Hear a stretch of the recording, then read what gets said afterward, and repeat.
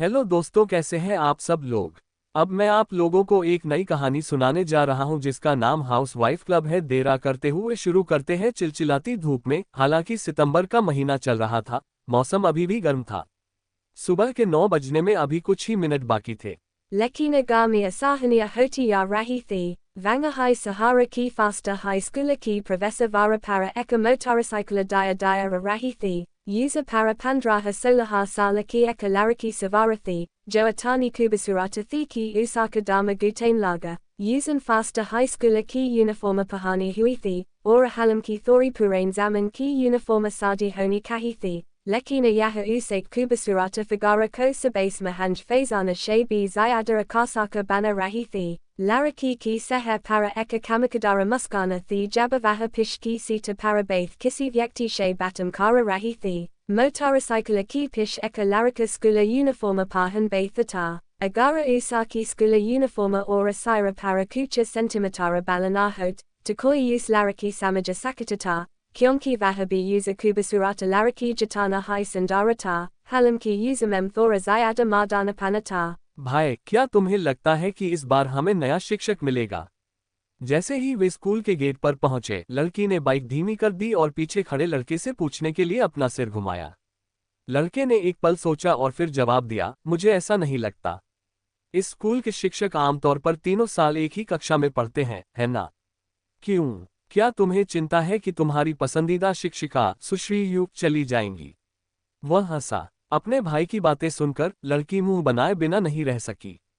जिस शिक्षिका का उसने जिक्र किया, सुश्री यू, उनके पहले साल में उनकी कक्षा की शिक्षिका थी। उनकी आपस में बहुत अच्छी बनती थी, यहाँ तक कि कभी कभी लड़की स्कूल के बाद घर भी नहीं जाती थी, बल्कि सुश्री यू के साथ शिक्षिका के छात्रावास में ही रहती थी। लड़का उन्हें चिढ़ाते हुए समलैंगिक कहता था, जिसके कारण लड़की अक्सर मजाक में उसे मार देती थी। कुछ देर तक उदास रहने के बाद लड़की ने देखा कि वे शिक्षण भवन के पास पहुंच गए हैं और उसने लड़के से कहा, भाई तुम यहीं उतर जाओ और मेरा इंतजार करो। मैं बाइक पार्क करके तुम्हारे पास आ जाती हूं और फिर हम साथ साथ कक्षा में वापस जा सकते हैं। लड़के ने सिर हिलाया, बाइक से उतर गया और जैसे ही उसने ऊपर देखा, उसने देखा कि कुछ छात्र बदतमीजी से कपड़े पहने उसे बुरी नीयत से घूर रहे थे। वह सहज ही एक तरफ हट गया। इस लड़के का नाम येफी था, जिसका उपनाम यमनरेन क्रूर आदमी था। वांगहाई शहर में सामाजिक स्थिति और पृष्ठभूमि के लिहाज से Us Yuvaraja Mana ya Sakatata, Usake Divanata Pitta Vangahai Sahara Mem Eka Bumagata Sainaki Pramakada, Halamki Usake Pitta Ka Nidana Ho Kukata, Usake Pitta Ki Bayom Ko Ababia Pain Kaja Yada the Ora Vee Fi Ora Usake Paravara Ka Bahuta Samana Karati the Usaki Mam Eka Arabom Dalara Ki Kampani Kalati Theme. Lekina uses be Mahatveperna Bata Yahathiki Usaki Dumusi Kramasa Vangahai Sahara Ki Myara Ora Vangahai Sanya Jile Mem Visas Abalam Ki Kamandara Theme. Usake Pitta Ki Michu Ki Bada, Usake Kaka Vangahai Sahara Ki Andaravalda Ki Ne Mukia Banagay, Usaki Tina Musium B Vibina Setram Mem Prabhavasali Hastium Theme. Halam Ki Ve Hamesa Usaki Mam She Sayamata Nahim Hoti Theme. Thera B Ve Savi uses Bahuta Pyara Karati Theme. Yi Fi Ki Prethabumi Skula Mem Kisi She Chipi Nahim Thi, Azi Prethabumi Ki Karana, Koibi Ustamakan Ki Himata Nahim Karata Ta, Halam Ki, Yi Fi Dasare Visazakara Prapta Chatram She Alagata, Yuzan Kabi A Pain Paravara She Madada Nahim Mamgi, Yaham Taka Ki Jabba Yus Buri Taraha Damakaya Jatata, Tababi Vaha Hame Sakuda Hai Nipatata Ta, Nati Jatana. Skula ki kama ramanadara chatra daya daya usake lai parasani ka sababa banani laga. अरे brute, आज तुम जल्दी आ गए। पूरी गर्मी बिना मिले ही हमारी याद आ गई, है ना? बैंगनी बालों वाले एक बदमाश ने व्यंग्यात्मक लहजे में कहा और एक समूह को येफी को घेरने के लिए आगे बढ़ाया। एक और मुंडा हुआ आदमी बोला, ये क्या है? क्या तुम्हारी बहन तुम्हें फिर से यहाँ ले आए? तुम सच में बेकार हो, खुद साइकिल भी नहीं चला सकते, अपनी बहन से लाना पड़ता है। क्या आज का प्रोटेक्शन फीस तैयार है? Yi Fei Azi Parasthitium Kar Adi Laga Rahata, Usake Seher Parakoi Badalava Nahimaya Ora Yuzin Kupakaparapani Jebashe Kai Sao Yuana Ki Nota Nikul Ora Unhem Munda Sira Vale Vyakti Ko Dete Hu Santi She Kaha, Abatuma Yaham She Kale Jau, Meri Bahana Bika Se Dagai Hai, Vah jalda hai vapasara jagi. ये फी की बहन ये युनकी को cycle shade में जाते देखकर लड़कों ने पैसे ले लिए और ज्यादा कुछ नहीं कहा। वे जल्दी से चले गए क्योंकि ये युनकी अपने भाई की तरह ऐसी नहीं थी जिसके साथ खिलवाड़ किया जा सके। दरअसल स्कूल में उसे एक रानी माना जाता था क्योंकि उसके पास जबरदस्त मार्शल आर्ट और न्याय की गहरी समझ थी। स्कूल में शायद ही कोई ऐसा उपद्रवी था जिसने उसकी मुट्ठियों का जोर न महसूस किया हो। उनसे परिचित लोग अक्सर सोचते थे कि क्या उनकी मां ने इन जुड़वां बच्चों को जन्म देते समय उनके लिंग में गड़बड़ी कर दी थी। अपने भाई को छोड़कर जा रहे गुंडों के एक समूह को देखकर ये युनकी जल्दी से उसके पास गई और पूछा, भाई क्या उन्होंने तुम्हें परेशान किया? ये फेई ने हंसते हुए कहा, ऐसा कैसे हो सकता है? तुम्हारे आसपास होने पर तो वे भी हिम्मत नहीं कर पाएंगे। वे मुझे भी आजमाने की हिम्मत नहीं करेंगे, ये युनकी ने विजयी भाव से कहा। लेकिन जब भी मैं उन बुरे छात्रों को देखता हूं तो बस उन्हें पीटने का मन करता है। ये फी ने हल्के से मुस्कुराते हुए कहा, चलो परेशान मत होइए। असल में वे बहुत दयनीय हैं। उनकी वर्तमान स्थिति या तो दुर्भाग्यपूर्ण पारिवारिक परिस्थितियों के कारण है या उन बुरी फिल्मों के प्रभाव के कारण। असल में वे वास्तव में बुरे नहीं हैं। मैंने एक बार उस मुंडा सिर वाले लड़के को एक विकलांग व्यक्ति की मदद करते देखा था। और जब वे स्कूल में दूसरों को धमकाते हैं तो ये दुर्भावना से नहीं होता, बल्कि बस ध्यान आकर्षित करने और ध्यान आकर्षित करने का एक तरीका होता है। मैं समझ गया, ये युनकी ने सोचते हुए सिर हिलाया। ठीक है, अब मैं उन्हें और नहीं तंग करूंगी। वैसे भाई, तुमने ये सारी छुट्टियां आंटी के घर ट्रेनिंग में बिताई। मैं अभी तक तुमसे पूछ नहीं पाए, क्या इसका कोई असर हुआ? इसका कुछ असर तो होना ही चाहिए था, ये फी ने व्यंग्यात्मक मुस्कान के साथ कहा। मेरी ताकत थोड़ी बढ़ गई है। अब मैं मुश्किल से 30 किलो का बारबेल उठा पाती हूँ, जिसे मैं पहले हिला भी नहीं पाती थी। 30 किलो, मैं इसे एक हाथ से आसानी से उठा सकती हूँ, ये युनकी ने मन ही मन सोचा, पर उसने जोर से नहीं कहा। वह जानती थी कि उसके भाई में भले ही वह दिखने में अच्छा हो, घमंड की भावना प्रबल है। अगर उसने कुछ गलत कहा तो वह नाराज हो जाएगा। इसलिए उसने बस मुस्कुराकर कहा, वाह, अगर तुम ऐसा ही करती रही तो मैं तुम्हारे सामने टिक नहीं पाऊंगी। बचपन से ही बहुत होशियार रहे ये फी ने अपनी बहन की कपटपूर्ण बातों को सहज ही भांप लिया। वह बेबसी से मुस्कुराया और शिक्षण भवन की ओर चल पड़ा। अपने भाई को लंबा चौड़ा मगर कमजोर शरीर से दूर जाते देख ये युनकी को उसके प्रति सहानुभूति और अपराधबोध का एहसास हुआ। उसे याद आया कि कैसे वह पहले उसे तंग करती थी और वह खुद को 2-4 थप्पड़ मारने को हुई। उसका मन परिवर्तन गर्मी की छुट्टियों में उसकी मां द्वारा किए गए एक मजाक से हुआ। उसने अपने भाई को, जो बचपन से ही हमेशा उसके साथ रहा था, कुछ समय से नहीं देखा था और उसे उसकी याद आने लगी थी। उसने मजाक में बताया कि उसका मन उस दरिंदे को पीटने का कर रहा है। फिर उसकी मां ने उसके कमजोर शरीर का मजाक उड़ाया और बताया कि प्रसव के दौरान ज्यादातर पोषक तत्व उसके द्वारा खा लिए जाने के कारण ऐसा हुआ है। Kahana hai hoga ki eka javana laraki ki vikarakatain sanvedana sila ho time. Apani mam ki mazaka ni uniki koatana probhavata ki yaki usapain by ki prati aparadaboda hua. Usan jivana bara usaki raksakarain ora yahasanasatikaраin ki kasama kai ki usak satakabi koi anyaya naho. ये फी की शारीरिक हालत वाकई बहुत खराब थी। उनकी कक्षा शिक्षण भवन की 4थी मंजिल पर थी। ये 6 छोटी सी सीढ़ियां उसके लिए एक चुनौती बन गईं। उसे बीच में ही रुकना पड़ा, फिर आखिरकार ऊपर चढ़ पाया। ये युनकी भी उसके पीछे पीछे आई, उससे भी ज्यादा बेचैन, लेकिन उसने मदद के लिए आगे नहीं बढ़ाई। वह जानती थी कि उसका भाई उसे कभी मदद करने नहीं देगा। चूंकि यह स्कूल का पहला दिन था, इसलिए स्कूल में समय का उतना कड़ाई से पालन नहीं किया गया था। इसलिए जब ये फी और उसकी बहन लगभग 10 बजे पहुंचे तब भी कुछ लोग वहां मौजूद थे जो अभी तक नहीं आए थे। गलियारे के प्रवेश द्वार पर अपनी सांसें संभालने के बाद ये फी ने धीरे धीरे अपनी ताकत वापस पाई। उसने अपनी बहन की तरफ देखा जो उसके बगल में इंतजार कर रही थी। उसे लगा कि उसकी बहन गर्मी की छुट्टियों से पहले वाली स्थिति से अलग हो गई है। उस समय वह कभी उसका इंतजार नहीं करती थी।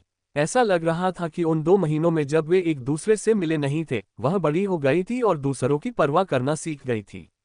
By bahana eka karik kaksa mem dakula hiu, tabataka zyadattara chatra aqkatha, unakade hai, savi niyi uniki ka abhivadanakiya, lekina kisi niyi ki tarafajana nahindia, isa laga raha taki sabase bari bahana yi uniki ka ababi kafi dabadabata. ये फे को इस बात से कोई फर्क नहीं पड़ा और वह धीरे धीरे अपनी सीट की ओर बढ़ा, जहां उसने अपने बगल में बैठी लड़की को देखकर मुस्कुराते हुए कहा, लिंग, बहुत समय हो गया मिलते हुए।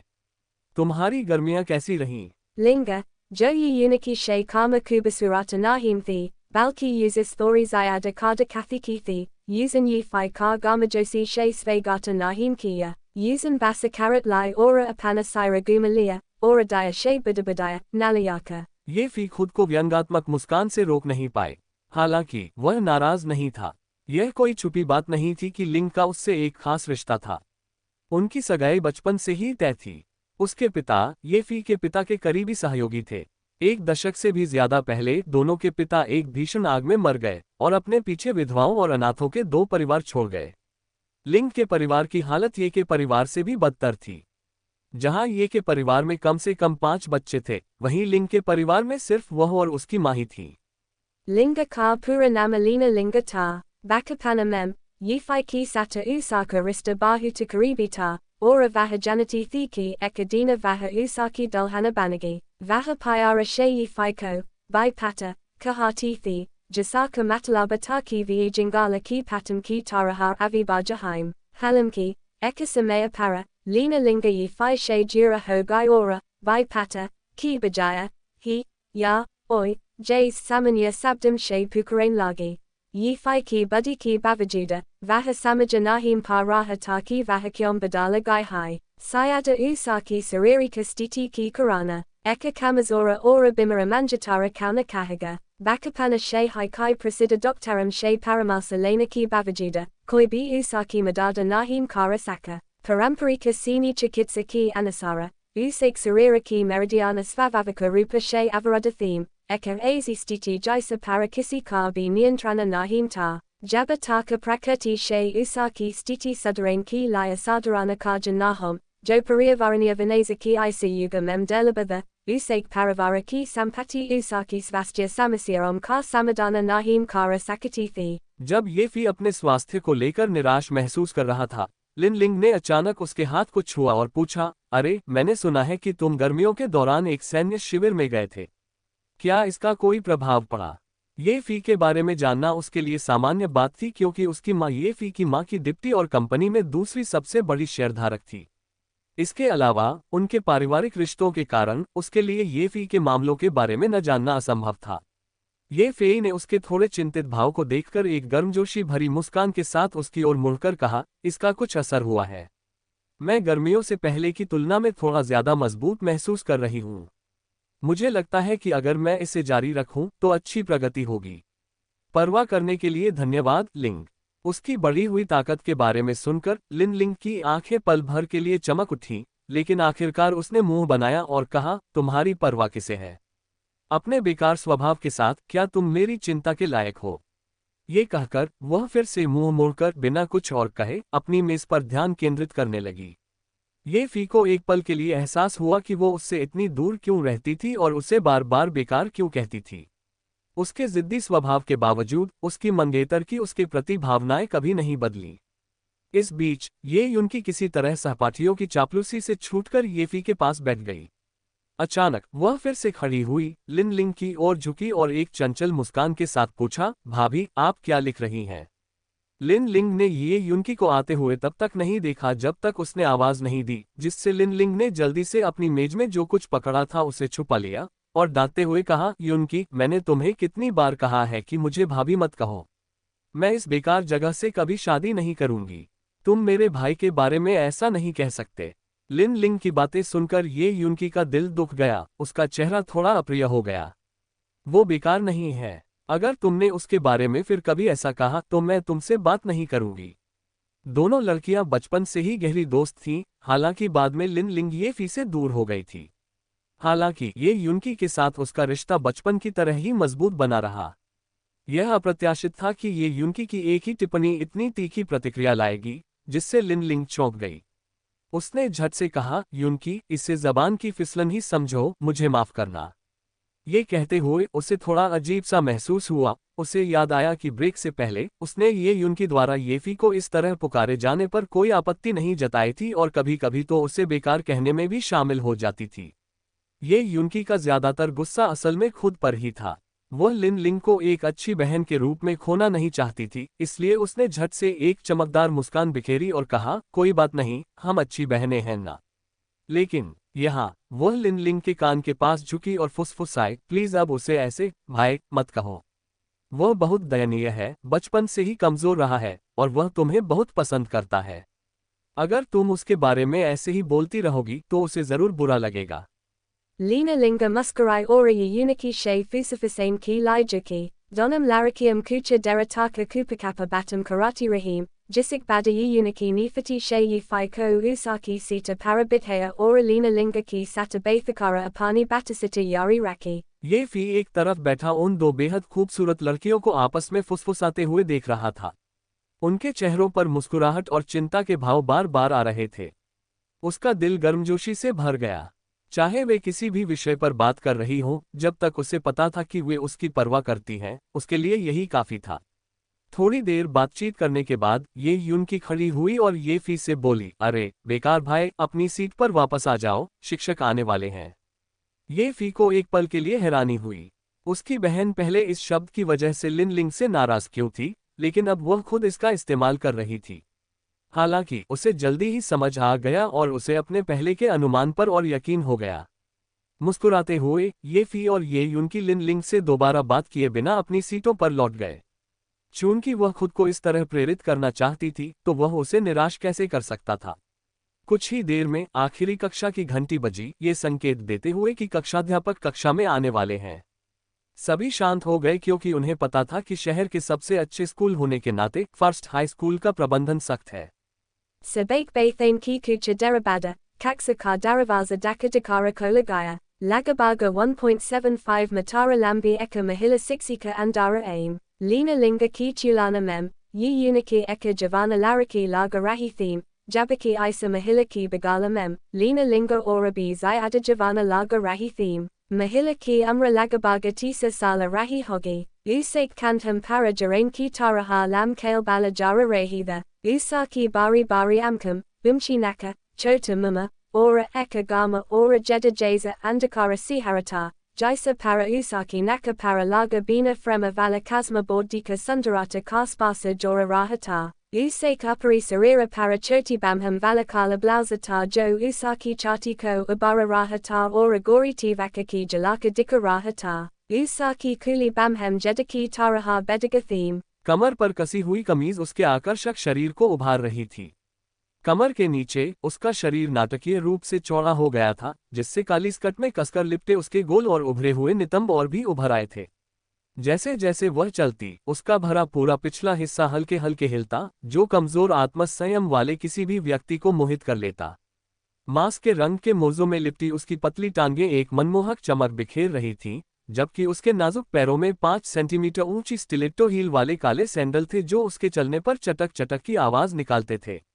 Yaha mahila koi ora nahim, balki yifiki kaksaki sixika uvisia theme, anaka nama una parabilkula satika bathatata, kyonki kale ranga ki kapare pahaname ki bavajuda, anaka gora ranga unhem bediga ratna jaza bana rahata। व्याख्यान पीठ के पास आकर you वुक्सिया ने सभी की ओर देखकर धीरे से मुस्कुराते हुए पूछा, छात्रों, आपकी गर्मी की छुट्टियां कैसी रहीं? कक्षा में अपनी छुट्टियों की चर्चा शुरू हो गई और कई लोगों ने बताया कि उन्होंने बहुत अच्छा समय बिताया। कुछ चापलूसों ने तो अपने शिक्षकों की थोड़ी बहुत याद आने की भी बात कही।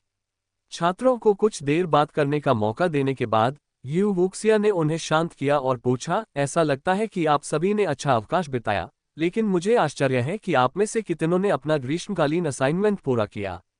इस सवाल पर कई छात्रों ने सिर झुका लिया क्योंकि वे फुर्सत में इतने मग्न थे कि अपने काम पर ध्यान ही नहीं दे पाए। उनके हाव भाव देखकर यू वुजिया हंसी और बोली, लगता है आप में से कई लोगों ने अभी तक काम पूरा नहीं किया है। अभी मैं ज्यादा कुछ नहीं कहूंगी, मैं आपको 3 दिन और देती हूँ। अगर तब तक काम पूरा नहीं हुआ तो मैं इतनी नरमी नहीं बरतूंगी। शिक्षक बुद्धिमान है। जिन बच्चों ने अपना काम पूरा नहीं किया था, वे समय विस्तार के बारे में सुनकर खुश हो गए, और जिन सहपाठियों ने अपना काम पूरा कर लिया था, उनसे तुरंत कार्यपुस्तिकाएं उधार लेकर नकल करने लगे। यू वुजिया बस मुस्कुराए और उन्हें रोका नहीं।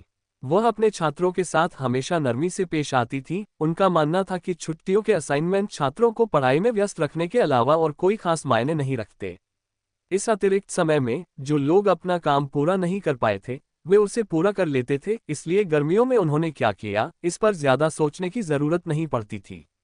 व्याख्यान पीठ से उतरते हुए यू वुजिया धीरे धीरे येफी की ओर बढ़ा, जो अपना काम पूरा कर चुका था और आराम कर रहा था। उसकी नजरें यू वुजिया के आकर्षक शरीर पर टिकी रहीं और वह उसके चलते हुए उभरे हुए वृक्षों के आकर्षक झूलों को देखता रहा। उसकी नजरें थोड़ी स्थिर थीं। पिछले 2 महीनों से येफी सैन्य शिविर में रह रहा था, उन सैनिकों के साथ रह रहा था और खा रहा था। उसे लग रहा था जैसे उसने कुछ बुरी आदतें सीख ली हैं। पहले उसने ऐसी बातों पर कभी ध्यान नहीं दिया था, लेकिन छात्रावास में सैनिकों के साथ यूं ही बातें करते हुए उसने काफी कुछ सीखा और महिलाओं की कद्र भी करने लगा। Darasala, Vahasolahar Sala Ka Ho Kukata, Usaki Umraki Larik, Jopahale Jatain Himasumada, Vakai Delaba Prajati Kiva, Yaha Puri Taraha She Usaki Galati Nahim Thi, Tina Bari Bahanom Ora Eka Choti Bahana Ki Sata, Ora Apani Uvavastha Ki Karama Avastha Mem Mam Ki Sata, Pale Bahi, Yi Pamkam Mahalima Sadarana Rupa She Sandara Theme, Unhon Yi Fi Ki Sata Kabi Larakom Jazav Yavahara Nahim Kia, Gara Para, Vi Bahuta Hai Sadarana Kapare Pahanati Theme, Kasakara Usaki Sabase Sahasi Tisri Bahana, Jo Adi Rata Kobi Yi Fi Ki Kame Mem Ardanagna Avastha Mem A Jati Thi, A's Mahala Mem Pale Bahi, Yaha Ajabataki Yi Fi Koina Sijam Mem Koi Dilikaspi Nahim Thi। हालांकि सैन्य शिविर में 2 महीने बिताने के दौरान उन्हें पुरुषों और महिलाओं के बीच के अंतर का एहसास हुआ और उन्होंने पाया कि वे इन मामलों में रुचि लेने लगे हैं। यू वुजिया येफेई की मेज के पास पहुंची, उस पर दोनों हाथों से टिकी, थोड़ा आगे झुकी और मुस्कुराते हुए पूछा, येफेई, मैंने सुना है कि तुमने अपनी गर्मी की छुट्टियां अपनी मौसी के घर बिताईं। कैसी रहीं? क्या तुम्हें कोई तकलीफ हुई? सब ठीक था, सब ठीक था। सैनिक सभी अच्छे लोग थे। येफी को इस समय समझ ही नहीं आ रहा था कि वह क्या कह रहा है, क्योंकि उसका ध्यान पूरी तरह से सामने के दृश्य में खोया हुआ था। जैसे ही यू वुजिया आगे झुकी, उसके कपड़े सामने से थोड़े खुल गए, जिससे क्रिस्टल जैसी साफ त्वचा और एक गहरी खाई दिखाई देने लगी। उस अविश्वसनीय रूप से आकर्षक दृश्य को देखते हुए येफी की आंखें एक पल के लिए भी नहीं हटी। उसने चुपचाप निगल लिया, यह महसूस करते हुए कि नीचे उत्तेजना के संकेत थे। यू वुजिया ने भी येफी की अनुचित निगाहों को देखा, उसकी निगाहों का अनुसरण करने के लिए अपना सिर नीचे कर लिया। अनायास ही शर्मा गई, जल्दी से सीधी हो गई, अपने हाथों से अपने कपड़ों को सामने से ठीक किया, बुदबुदाया, छोटा बिगड़ेल, ऐसी आवाज में जिसे केवल वे दोनों ही सुन सकते थे, और फिर चली गई। जैसे ही वो चली गई, येफी की नजर एक और मनमोहक नजारा पर पड़ी। मोजे पहने उसकी दोनों खूबसूरत टांगों की हरकत के साथ उसके भरे भरे और उभरे हुए नितंब हिल रहे थे, मानो येफी को छूने के लिए ललचा रहे हों। येफी का मन कामुक विचारों से भरा हुआ था और वह नियंत्रण खोने ही वाला था कि अचानक उसे एक ठंडी खर्राटों की आवाज सुनाई दी, जिसने उसके विचारों को तुरंत वास्तविकता में वापस ला दिया। खर्राटों की दिशा में देखते हुए उसने देखा कि लिन लिंग उसे गुस्से से घूर रही थी। Kroda ki karana lina linga ki teji she bahati oragirati chati kogaratu, halanki usake pasi uvuksia jazi bavyata nahim thi, usaki sampati kafi pariapta thi, ora usa samaya, vahabari samsala rahi thi, usake de ubhe hutil u fiko thorakakara a rahata। अपना सिर हिलाते हुए येफी ने अपने दिल की आग को दबा दिया और मुस्कुराते हुए पूछा, लिंग, क्या हुआ? लिन लिंग ने कुछ देर तक येफी को घृणा से घूरा और फिर पूछा, क्या सुश्री यू आकर्षक है? येफी को पता था कि यह लड़की शायद ईर्ष्या कर रही है, इसलिए उसने जल्दी से मुस्कुराया और तारीफ करते हुए कहा, यह अच्छा था, लेकिन तुम्हारे जितना अच्छा नहीं, लिंग। Lina linga ni naka sikari ora usaki bata anasani kara dai, halamki, yifai ni samili muskana ki sata zita ki, au, linga, mujay dekandu. Lina linga ni basa apana sira gumalia, yifai hamsa, apana fona nakala ora usis kalain laga, sanya savira mem fona kar istamala vajitata, ora usake pasa intaraneta ki simita suvi dathi, jo sanya netavaka paradina mem dugantaka hai simita thi, halamki, vaham us zyada dilikaspi nahim thi। किसी को भी, यहाँ तक कि उसके परिवार को भी नहीं पता था कि येफी ऑनलाइन दुनिया का अजय हैकर था, हवा की तरह नाजुक। यह आश्चर्यजनक था कि उसके जैसे कमजोर लड़के में कंप्यूटर के मामले में अद्वितीय प्रतिभा कैसे थी। 13 साल की उम्र से ही Usan Rosana simita intaraneta exiza ki sata isa setra mem apana dabadaba banaliata, Yaham taka ki yus saktisali pasimi samraja, Americana samraja ki kendria kupia kendra taka bi mufta pahamka praptathi, pikaltina vasam mem, vahar onalena dunia mem eka kinvadanti banagayata, halimki, kisi kobi yaha nahim patataki yaha mahana vyakti vastava mem eka solaha vasia larikata, jasaki kara sirium kahain mem hai samsa fula jati thi. पहले येफी hacking तकनीकों से जुड़े forum में अक्सर जाया करता था, लेकिन आज अचानक उसकी रुचि इनमें खत्म हो गई। वह अपने फोन पर बेवजह अलग अलग वेबसाइट्स पर स्क्रॉल करता रहा, उन पर क्लिक करता रहा, लेकिन फिर अचानक ही उसकी रुचि खत्म हो गई। Akanaka, Jays hai usan eka chota sa foramakola, use eka linka dikai dia jasaka namabahuta hai paramparika ta, Greeka palesa, utsukatavasa, Euphani user paraklika kia ora pia ki yaha eka upanyasa website thi, yaha dekit uki usake kai sahapathium ko upanyasa pahain ka saukata, Euphaki dilikaspi bahi ora usan akanaka eka website kolakara parali, Euphay bahuta teza pahain valata, dopahara taka, usan lagabaga eka upanyasa para hai liata, halimki lekana sali kucha kasanahim thi, therabi kahani manamohaka thi. Ian ye faki sitia ko via paka banadia, jo hame sagara ora skula ki simam taka hai simata ratata, vaha kahani mem puri taraha duba huata, tavi ye uniki ni usavazadai. भाई बहन दोपहर के भोजन के लिए घर नहीं गए, ठीक वैसे ही जैसे वे अपने पहले साल में जाते थे। ये युनकी, जो खाना लेने नीचे गई थी, के साथ थोड़ी बातचीत के बाद, ये फी, हालांकि अपनी बहन से हर दिन खाना बनवाने में हिचकिचा रहा था, लेकिन 4 मंजिल की सीढ़ियों की भयावहता के कारण खुद को असहाय महसूस कर रहा था। कक्षा में जल्द ही सन्नाटा छा गया, ये फी को छोड़कर बाकी सब जा चुके थे। ऊबकर उसने सिर हिलाया, अपना फोन फिर से खोला और उपन्यास में डूब गया। वहां चित्रित दुनिया बहुत ही आकर्षक थी, खासकर अंतरंग रिश्तों के चित्रण में, जिसने उसे उत्सुक कर दिया। हालांकि उसे इस बात से निराशा हुई कि कैसे परेशान करने वाला लेखक हमेशा महत्वपूर्ण क्षणों में बीच में ही रुक जाता था, जिससे वह खुद को असहाय महसूस करता था।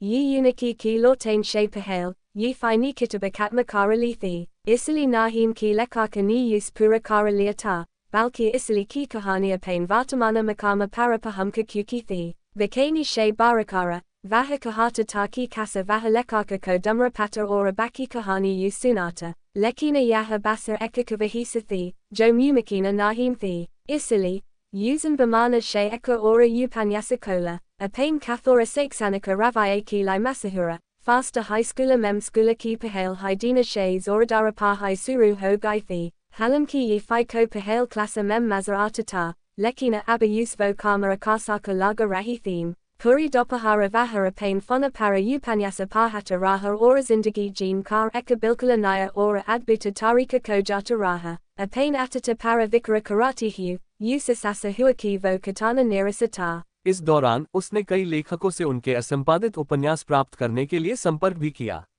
इन कृतियों में स्पष्ट वर्णनों ने उसकी भावनाओं को झकझोर दिया, जिससे वह उत्साहित हो गया। वह कई बार अपने बगल में बैठी लिन लिंग की ओर नजरें चुराने से खुद को रोक नहीं पाया। यू वूजिया की कक्षा के दौरान वह लालच से उसकी कामुक आकृति को बहुत देर तक देखता रहा, ये सोचते हुए कि क्या उपन्यासों ने उस पर कोई प्रभाव डाला है, यहाँ तक कि उसने ये युनकी की ओर भी कुछ नजरें चुरा लीं। स्कूल के बाद ये फी ने आखिरकार अपना फोन रख दिया और उसका मन कल्पनाओं में खो गया। क्या हो अगर वह किताब के नायक की तरह फूलों के बीच यात्रा करते हुए दुनिया की तमाम खूबसूरती का अनुभव कर सके। ये बहुत अच्छा होगा, ऐसा लग रहा था कि उसमें भी यह क्षमता है। पारिवारिक पृष्ठभूमि के लिहाज से दक्षिण के सबसे बड़े शहर वांगहाई में वह आसानी से शीर्ष 3 में शुमार हो सकता था।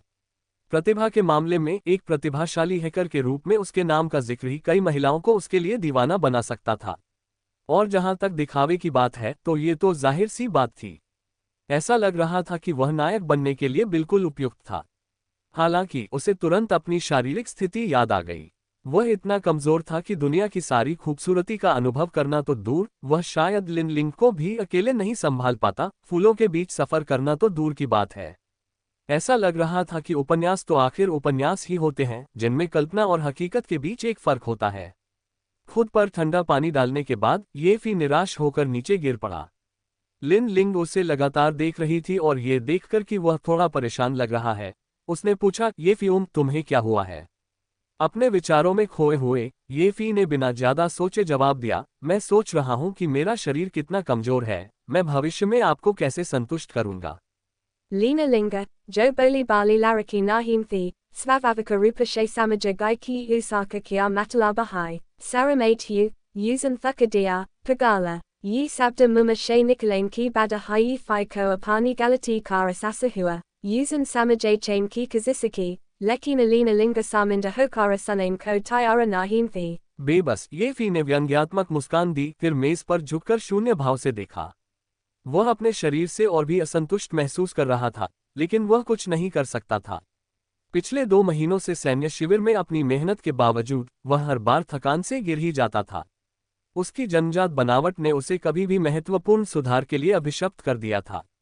Aha Bharat Hiu, Vaha Sokain Lagaki User Bari Vyaktivara Batai Gai Takanikam Karagara Theme Ya Nahim, Vasam Pahale, Usaki Malakata Eka Ajaba Bari Vyakti Shehui Thejasan Use Eka Anake Sarira Ka Nidana Diata, Abba Vivarana Thora Aspasta Ta, Lekina Yaha Nisita Rupa She Eka Visas Astiti Thi, User Bari Vyakti Ni Use Eka Takanika Sikai Thi, or Avada Kia Ta Kia Gara Vaha Lagana She Yasa Karega, to Antata Usaki Meridiana Kula Yemgi, User Samaya, Vaha Kamazora Ora Bimara Nahim Rahiga, Vaha Bahada Saktaizali Ho Jaga. उस समय ये फी को कुछ गुंडों ने पीटा था और वह ताकत के लिए बेताब था। उस बूढ़े की शिक्षाओं का पालन करते हुए उसने वर्षों तक रोजाना अभ्यास किया था, लेकिन उसकी शारीरिक शक्ति में कोई सुधार नहीं हुआ था। इसके बजाय उसका शरीर तेजी से विकसित हुआ था। शुरुआत में बहुत छोटा होने के बावजूद वह कद में अपने साथियों के बराबर पहुंच गया था, यहाँ तक कि कई लोगों से आगे भी निकल गया था। लंबा होना अच्छी बात होनी चाहिए थी, लेकिन ये फी के लिए ऐसा नहीं था। उसकी बढ़ी हुई लंबाई का मतलब था उसका वजन भी काफी बढ़ गया था, जिससे उसका पहले से ही मुश्किल चलना फिरना और भी मुश्किल हो गया था। अब तो 4 सीढ़ियां चढ़ने के लिए भी बीच में आराम करना पड़ता था। ये फी की अत्यधिक बोरियत के बीच आखिरकार दोपहर के बाद स्कूल की घंटी बजी। हालांकि वे हाई स्कूल में थे, लेकिन फर्स्ट हाई स्कूल में शाम को सेल्फ स्टडी सेशन नहीं होते थे। फिर भी होमवर्क की मात्रा असहनीय थी। पहले साल में तो ये बहुत कष्टदायक था, और अब दूसरे साल में और भी ज्यादा असाइनमेंट के साथ ये फी ने हिसाब लगाया कि घर लौटने के बाद रात के खाने के आधे घंटे को छोड़कर उसे होमवर्क के इस ढेर को पूरा करने के लिए 11:11 तक काम करना होगा। सब कुछ ठीक करने के बाद ये फी ने अपना बड़ा बैग उठाया और ये युनकी की ओर चल पड़ा। लिन लिंग उसे संघर्ष करते हुए देख रही थी। उसका छोटा सा मुंह थोड़ा सा खुला हुआ था, पर उसने कुछ नहीं कहा। उसने चुपचाप थोड़ा सा सामान साफ किया और उनसे आगे निकल गई। ये युनकी भी तैयार हो चुकी थी। वह अपना बैग लेकर खड़ी हुई, ये फी की तरफ मुस्कुराए और लापरवाही से उसका बैग ले लिया, जिससे ये फी थोड़ा स्तब्ध रह गया। उसने पहले कभी उसका बैग उठाने में मदद नहीं की थी। उस समय अगर वह उसे अपना बैग उठाने के लिए मजबूर न करे तो यह एक उपलब्धि थी। ऐसा लग रहा था जैसे उसकी छोटी बहन सचमुच परिपक्व हो गई है। ये युनकी की मदद से ये फी धीरे धीरे सीढ़ियां उतरा। स्कूल के ज्यादातर लोग पहले ही जा चुके थे। ये युनकी ने बैग एक सीढ़ी पर रखा, ये फी की तरफ मुस्कुराया और धीरे से कहा, भाई जरा यहीं रुको, मैं गाड़ी लेने जाता हूँ। ये फी को कुछ ऐसा महसूस हुआ जैसे उसकी छोटी बहन ने आखिरकार अपना कोमल रूप दिखाया हो। ऐसा लग रहा था जैसे अब वह उस नारकीय जीवन से सचमुच बच सकता है। कुछ ही देर में ये युनकी एक मोपेड पर सवार होकर वहां पहुंची। शाम के सुनहरे रंगों में डूबते सूरज की ओर देखते हुए ये युनकी के चेहरे पर एक हल्की सी मुस्कान थी। उसकी दुबली पतली काया उस बड़े मोपेड पर शान से बैठी थी। उसके लंबे काले बाल उसके कंधों पर लटके हुए थे, जो सूर्यास्त के एक हल्के प्रभामंडल को ढांक रहे थे। उस पल ये फी को ऐसा लगा जैसे वह किसी पौराणिक कथा की देवी के दर्शन कर रहा हो। उसे एहसास हुआ कि उसकी छोटी बहन बड़ी हो गई है और एक खूबसूरत युवती में बदल गई है। ये युनकी ने मोपेड ये फी के पास रोक दी। भाई बहन होने के बावजूद उसकी गहरी निगाहों के सामने वो शर्मा गई और थोड़ी सी शर्मिंदगी के साथ बोली, तुम घूर क्यों रहे हो? ऐसा नहीं है कि तुमने मुझे पहले कभी देखा ही नहीं। ये फे मुस्कुराए, अपने दोनों बैग उठाए और उन्हें मोपेड की छोटी सी सामने वाली टोकरी में रख दिया, फिर पीछे की सीट पर बैठ गई। भारी बैगों की वजह से ये युनकी की स्टार्ट करते ही मोपेड थोड़ा लड़खड़ाया, जिससे ये फी लगभग गिर ही गई। चौंक कर उसने जल्दी से अपनी बहन की पतली कमर पकड़ ली और खुद को संभाला। कुछ लड़खड़ाने के बाद ये युनकी ने आखिरकार मोपेड संभाल ली। वह शिकायत करने से खुद को नहीं रोक पाए। मैं कह रही थी कि हमें एक छोटी कार लेनी चाहिए, क्यों भी चल जाएगी, लेकिन आंटी इसकी इजाज़त नहीं देती। बारिश में इस पुरानी गाड़ी को चलाना एक बुरा सपना है। जिस आंटी का उसने जिक्र किया वह वांगहाई शहर की मेयर और उनकी मां लियू येरू की बहन लियू जुनरू थी। ये फे हंसी, आंटी हमारा ध्यान रख रही हैं। आखिरकार हम अभी ड्राइविंग लाइसेंस लेने के भी बड़े नहीं हुए हैं, और हमने ठीक से गाड़ी चलाना भी नहीं सीखा है। वो बस परेशान है। ये युनकी से काफी लंबी थी। हाल ही में हुए डर की वजह से वो उसके पास दब गया और उसके मुंह से निकली गर्म हवा ये युनकी की गोरी गर्दन पर लगी, जिससे उसे गुदगुदी हुई और वो पीछे हट गई।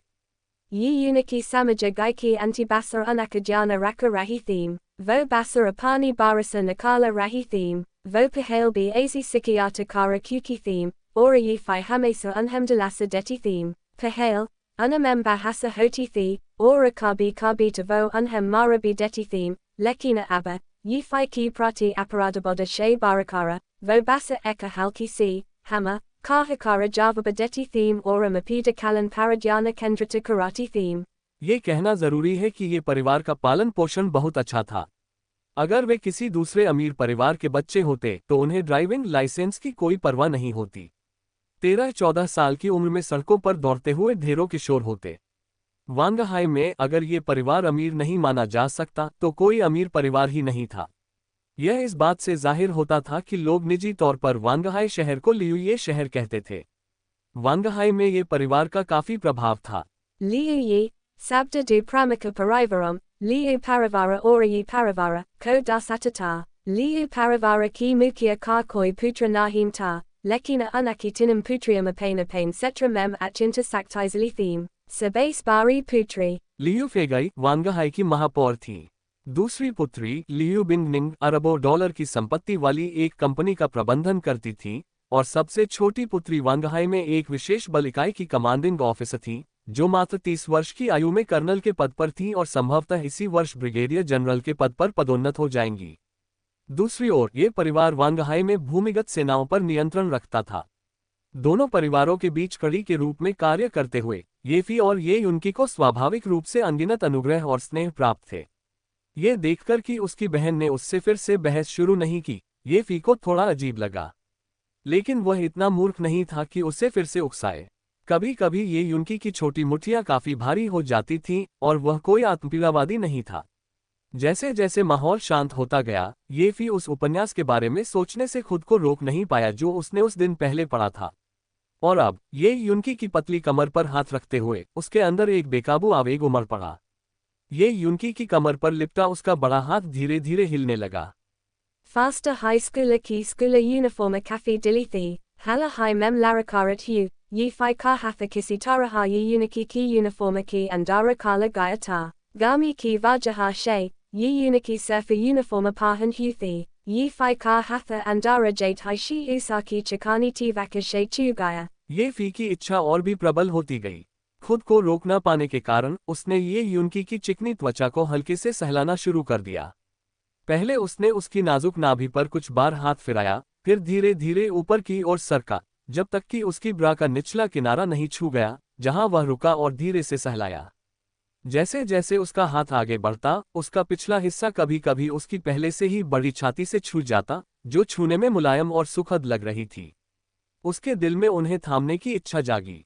Pahale to Yi Uniki ni Zyada Jana Nahim Dia, Aja Saraka Para Zyada Logada, Ora Usaka Jana Mapida Kalan Parata, Lekina Yi Faiki Lagatara Spasashe, Jayam Usaka Hatha Yus Chu Rahata, Vaham Yus Eka Gudagudi Si Mahazuza Hui, Jisis Usak Dilamem Eka Sakada Junajini Si Dauragai, Jisis Yus Bahada Sukuna Mila, Lekina Jalda Hai, Yus Kamazori Karasasahua, Isahada Takaki Abavahamapeeda ko niyantrata bi Nahim Kara pa rahi thi। हालांकि यह एहसास सुखद था, ये युनकी को डर था कि अगर ऐसा ही चलता रहा तो बात बिगड़ सकती है। वह येफी की ओर मुड़ी और बोली, भाई तुम क्या कर रहे हो? उसकी आवाज में कांपहट थी। येफी को झटका लगा, उसके गलत विचार तुरंत गायब हो गए। उसने जल्दी से अपनी बहन के कपड़ों से हाथ हटा लिया और मन ही मन अपनी बेशर्मी पर खुद को कोसा। उसने खुद को डांटा, येफी तुम सच में बेशर्म हो। वो तुम्हारी अपनी बहन है, तुम्हारे मन में ऐसे विचार कैसे आ सकते हैं? कुछ देर खुद को डांटने के बाद येफी खुद को उस मादक एहसास को याद करने से नहीं रोक पाया जो उसने महसूस किया था। ऐसा लग रहा था कि किताबों में जो लिखा था वह सच था, औरतों का शरीर वाकई अद्भुत होता है। उसे हल्के से छूने से ही कोई मोहित हो सकता है। अगर कोई किताबों में बताए गए काम कर सके तो वाकई कमाल हो जाएगा। ये युनकी के शरीर पर हल्की खुशबू को सूंघते हुए अभी अभी जागे हुए येफी के मन में कुछ अजीब विचार आने लगे, यहाँ तक कि वह अपनी बहन को बिना कपड़ों के देखने की इच्छा भी करने लगा। याद करते हुए उनकी सबसे बड़ी बहन, जो आमतौर पर इतनी सहज रहती थी, अक्सर आधी नंगी ही उसके कमरे में दौड़कर आ जाती थी, और तब उसने इस बारे में ज्यादा नहीं सोचा था। लेकिन अब अपनी बहन को कपड़ों के ऊपर से गले लगाने से ही उसके मन में ऐसे विचार आने लगे थे। ऐसा लग रहा था कि सिर्फ एक गर्मी की छुट्टी में न सिर्फ उसकी बहन बड़ी हो गई थी, बल्कि वह भी उसी तरह परिपक्व हो गया था, और उसके विचार और भी जटिल होते जा रहे थे। ये परिवार शहर के बाहरी इलाके में रहता था। अगर वे इलेक्ट्रिक बाइक से जाते तो वहां पहुंचने में कम से कम 2 घंटे लगते। हालांकि येफी और उसकी बहन को इतनी दूर नहीं जाना पड़ता था। उनकी पढ़ाई आसान बनाने के लिए लियू येरू ने उनके रहने के लिए स्कूल से कुछ ही दूरी पर एक अलग छोटा सा घर बनवाया। स्कूल की अवधि के दौरान वे यहीं रहते थे। उनकी रोजमर्रा की जरूरतों का ध्यान रखने के लिए एक बेहद अनुभवी आया को विशेष रूप से वहां रखा गया था। जल्द ही वे अपने छोटे से घोंसले में लौट आए। येफी के भटकते विचारों में खलल पड़ा जब उसने अपनी बहन को शेड में बाइक पार्क करने में मदद की। दोनों साथ साथ उस 2 मंजिला छोटी सी इमारत में दाखिल हुए। दुनिया के सबसे बड़े शहरों में से एक और शहर के पास एक प्रमुख इलाके में स्थित होने के कारण वानगाहाई की हर इंच जमीन कीमती थी। यहाँ एक आंगन होना और सिर्फ 2 मंजिला घर बनाना एक विलासिता थी। ये कहना जरूरी था कि लियू येरू इन दोनों भाई बहनों के साथ वाकई बहुत अच्छा व्यवहार करता था। मास्टर ये, मिस ये, आप वापस आ गई हैं। दरवाजा खुला और 40 वर्ष की एक महिला ने सम्मानपूर्वक उनका स्वागत किया। चाची झांग, अब हमें मास्टर या मिस मत कहो, बस हमें येफी और युनकी कहो। तुम हमें इसी नाम से बुलाती थी, है ना? बस 2 महीने एक दूसरे से न मिलने के बाद तुम फिर से कैसे बदल गईं? येफी ने आंटी झांग की तरफ हाथ हिलाया। वह ये परिवार में बहुत समय से काम कर रही थी, येफी और उनकी बहन के जन्म से भी पहले से। इसलिए ये परिवार के लोग उनका बहुत सम्मान करते थे और उनके साथ कभी नौकरानी जैसा व्यवहार नहीं करते थे। हाँ आंटी झांग, आप बहुत ज्यादा विनम्र हो रही हैं। इससे हमें असहजता होती है, ये युनकी ने बीच में कहा। आंटी झांग इन भाई बहनों से बहुत प्यार करती थीं। ये देखकर कि उम्र बढ़ने के बावजूद उनके प्रति उनका रवैया नहीं बदला, वे राहत से मुस्कुराईं। सालों की मेहनत की वजह से वे थोड़ी बुरी लग रही थीं, लेकिन येफी समझ गई कि वे अपनी माँ से कम उम्र में भी उतनी ही खूबसूरत रही होंगी। इस समय तक आंटी झांग ने खाना तैयार कर लिया था और भाई बहनों ने मुंह धोकर खाना शुरू कर दिया। ये परिवार में ज्यादा नियम कानून नहीं थे, इसलिए आंटी झांग ने उनके साथ खाना खाया। चाची झांग, घर पर आपकी गर्मियां कैसी रहीं? खाना खाते हुए येफी ने अचानक पूछा। जब से उनकी सबसे बड़ी बहन येसिकी बाहर पढ़ाई करने लगी थी, तब से चाची झांग दोनों भाई बहनों के जीवन की जिम्मेदारी उठा रही थी। इसलिए उनकी छुट्टियां चाची झांग की छुट्टियां बन गई थीं। हर सर्दी और गर्मी की छुट्टियों में चाची झांग कुछ समय के लिए घर आती थीं। उनका गृहनगर वांगहाई से ज्यादा दूर नहीं एक छोटे से कस्बे में था, जहां वे अपनी बेटी के साथ रहती थीं, जो उनकी सबसे बड़ी बहन की उम्र की थी। लियू येरू ने कई बार चाची झांग की बेटी को अपनी कंपनी में काम करने का सुझाव दिया था, लेकिन चाची झांग ने हमेशा ये कहकर मना कर दिया था कि वह चाहती है कि उनकी बेटी आत्मनिर्भर बनना सीखे। आह, आंटी झांग ने आह भरी, इतना अच्छा नहीं। तुम्हें पता है, मेरी बेटी इस साल 24 साल की हो चुकी है, लेकिन उसका अभी तक कोई साथी नहीं है। मैं इस बार उसके लिए कुछ ब्लाइंड डेट्स का इंतजाम करने गई थी, लेकिन ये लड़की जाने से मना कर रही है। ये युनकी हंसी। चाची झांग, आजकल लोग प्यार में आज़ादी पसंद करते हैं। आप अब भी पुराने जमाने के तरीके से क्यों काम कर रही हैं? हो सकता है लैन वेन का पहले से ही कोई बॉयफ्रेंड हो। चाची झांग की बेटी का नाम लैन वेन था। भाई बहन उससे बचपन में मिले थे, लेकिन उनके मन में उसके बारे में कोई खास धारणा नहीं थी। वे उसे बस एक खूबसूरत और खुशमिजाज बड़ी बहन के रूप में ही याद करते थे। मैं अपनी ही बेटी को कैसे नहीं समझ सकती? आंटी झांग बेबसी से मुस्कुराईं। ये लड़की बहुत जिद्दी है। जिंदगी भर की चिंता करने से पहले वह अपना करियर खुद बनाना चाहती है। क्या ये बकवास नहीं है? उसके जैसी लड़की भला क्या करियर बना सकती है? चाची झांग, यह उचित नहीं है, ये युनकी ने जवाब दिया। कौन कहता है कि लड़कियां लड़कों से कमतर होती हैं? मेरे भाई को देखो, वह बड़ा आदमी है, लेकिन फिर भी उसे मेरी सुरक्षा की जरूरत है। ये फी खुद को व्यंग्यात्मक मुस्कान से रोक नहीं पाया। वह जानता था कि उसकी बहन का ऐसा कहने का कोई बुरा इरादा नहीं था, ये सिर्फ एक मजाक था और उसने जो कहा वह सच था। फिर भी ये फी को थोड़ा असहज महसूस हुआ, इसलिए नहीं कि वह अपनी बहन से नाखुश था, बल्कि अपनी बेबसी की वजह से। उन्हें बड़े होते देखकर आंटी झांग उन्हें अच्छी तरह समझती थी। ये फी के चेहरे पर कड़वाहट देखकर उन्हें एहसास हुआ कि वह फिर से अपनी शारीरिक स्थिति पर विलाप कर रहा है, और उन्होंने झट से कहा, युनकी, यूं ही ऐसी बातें मत करो। मुझे ये फी का भविष्य उज्ज्वल दिखाई दे रहा है। वह जरूर बड़ी उपलब्धियां हासिल करेगा। जब ये युनकी को एहसास हुआ कि उसने अनजाने में अपने भाई के दुखते हिस्से को फिर से छू लिया है, तो उसे थोड़ा अपराधबोध हुआ। उसने अपने भाई की तरफ एक नज़र डाली और देखा कि उसके चेहरे के भाव नहीं बदले हैं, इसलिए उसने निश्चिंत होकर बात बदल दी। मुझे उम्मीद नहीं थी कि आंटी झांग को भविष्य बताने में रुचि होगी। क्या आप मेरी भी भविष्यवाणियां पढ़ सकती हैं? आंटी झांग ने उसे एक पल घूरा, फिर हंसते हुए बोली, छोटी बच्ची, तेरा दिल बहुत शरारती है। तुझे जिंदगी भर घर पर ही रहना है। तुझे कोई बॉयफ्रेंड नहीं मिलेगा। वह जोर से हंस पड़ी, लेकिन उन्हें क्या पता था कि आंटी झांग की बात कुछ ही देर में सच साबित हो जाएगी। ये युनकी वाकई शादी नहीं कर सकती थी, और वह करना भी नहीं चाहती थी। हालांकि उसका अपना पति था, कोई नहीं कह सकता था कि वह उसका बॉयफ्रेंड है। नहीं आ रही, आंटी झांग, आप मुझे चिढ़ा रही हैं। ये युनकी ने खुद को आंटी झांग की बाहों में फेंक दिया और शरारती अंदाज में बोली, जिससे ये फी जोर से हंस पड़ी, लेकिन ये युनकी ने भी कई बार आंखें घुमाईं। थोड़ा आराम करने और होमवर्क समझने के बाद भाई बहन ऊपर अपने साझा छोटे से अध्ययन कक्ष में चले गए, जो होमवर्क करने के लिए उनका निर्धारित स्थान था। अंदर पहुंचते ही ये फी मेज के सामने कुर्सी पर बैठ गया, अपना बैग एक तरफ फेंक दिया और आलस से लेट गया। Isabika, ye unikini pahel hayapani homavaka buka nakalalithi ora jaldi likana suru kara diata, ora agrahakia, by, tumhembi suru kara dina kahi, aja bahuta sera homavaka hai, chuma adi ratataka tanahim jaganaka hoge, hai na। अपनी बहन के बेहद खूबसूरत चेहरे को देखकर ये फी के दबे हुए विचार फिर से उभर आए, और उसने ये युनकी को घूरते हुए पूछा, युनकी, क्या मैं तुमसे एक एहसान मांग सकता हूँ? ये युनकी ने आश्चर्य से सिर उठाया, अपने भाई को अजीब नजरों से देखते हुए पूछा, क्या बात है? उसकी याददाश्त में ये फी ने उससे कभी कुछ नहीं मांगा था।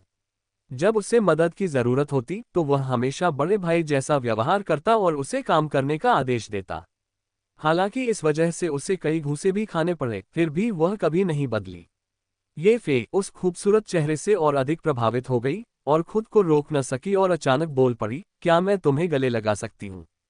तुमने अभी क्या कहा? ये युनकी अविश्वास से भरी हुई थी, बाइक पर हुए दृश्य को याद कर रही थी और थोड़ा सा शर्मा रही थी। ये कहने के बाद ये फी भी थोड़ा शर्मा गई, लेकिन बोली, मैं बस तुम्हें गले लगाना चाहती हूँ। मैंने पहले कभी किसी लड़की को गले नहीं लगाया।